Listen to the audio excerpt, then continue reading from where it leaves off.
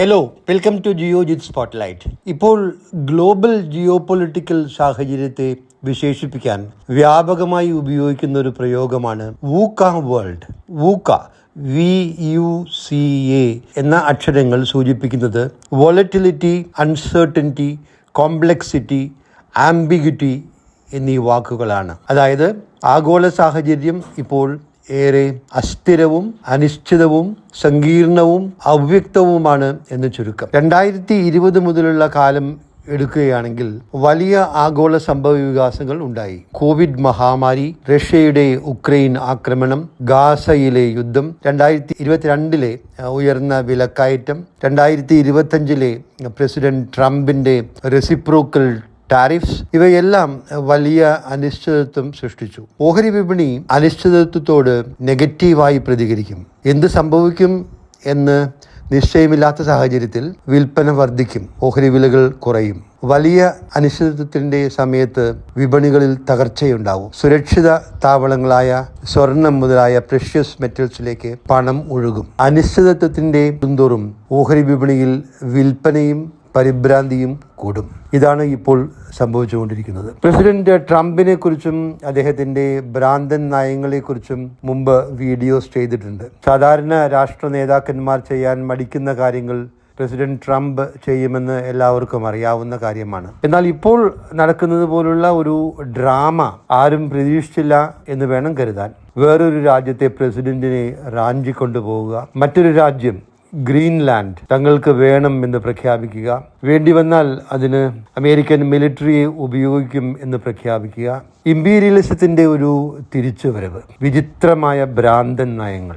ഈ ഭ്രാന്തൻ നയങ്ങളുടെ പ്രത്യാഘാതങ്ങൾ എന്തായിരിക്കുമെന്ന് ഇപ്പോൾ ആർക്കും അറിയില്ല. ട്രംപിന്റെ ഗ്രീൻലാൻഡ് അനക്സേഷനെ ശക്തമായി എതിർക്കുന്ന 8 യൂറോപ്യൻ രാജ്യങ്ങളുടെ മേൽ ട്രംപ് 10% ടാരിഫ് പ്രഖ്യാപിച്ചിരിക്കുകയാണ്. ഫെബ്രുവരി 1 മുതൽ ഇത് പ്രാബല്യത്തിൽ വരും. പ്രശ്നപരിഹാരം ഉണ്ടായില്ലെങ്കിൽ ജൂൺ 1 മുതൽ ടാരിഫ്സ് 25% ഉയർത്തും എന്ന ഭീഷണിയുമുണ്ട്.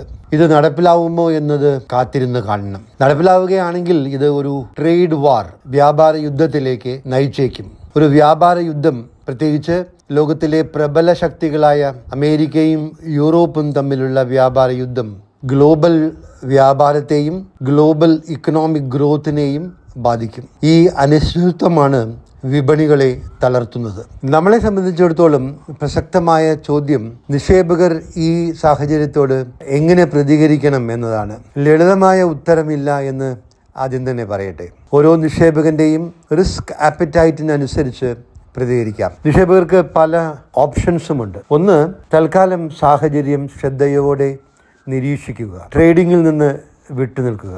Wait for the situation to stabilise, wait for the situations to normalise and take a call in response to the development. എന്നാൽ ദീർഘകാല കാഴ്ചപ്പാടുള്ള ലോങ് ടേം ഇൻവെസ്റ്റേഴ്സ് ആണെങ്കിൽ, അതായത് 3 കൊല്ലത്തിലധികം ടൈം ഹൊറൈസൺ ഉള്ള ഇൻവെസ്റ്റേഴ്സ് ആണെങ്കിൽ, ഇപ്പോഴത്തെ മാർക്കറ്റ് വീക്ക്നെസ്, ഇനിയും ഉണ്ടായേക്കാവുന്ന മാർക്കറ്റ് വീക്ക്നെസ് ഒരു അവസരമായി കണ്ട് മികച്ച ഓഹരികൾ ഘട്ടം ഘട്ടമായി വാങ്ങാം. ട്രംപിന്റെ ഭ്രാന്തൻ നയങ്ങൾ ബാധിക്കാത്ത ഇന്ത്യയുടെ ഡൊമസ്റ്റിക് കൺസംഷൻ ഡ്രിവൺ സെക്ടേഴ്സിന് മുൻഗണന കൊടുക്കുക.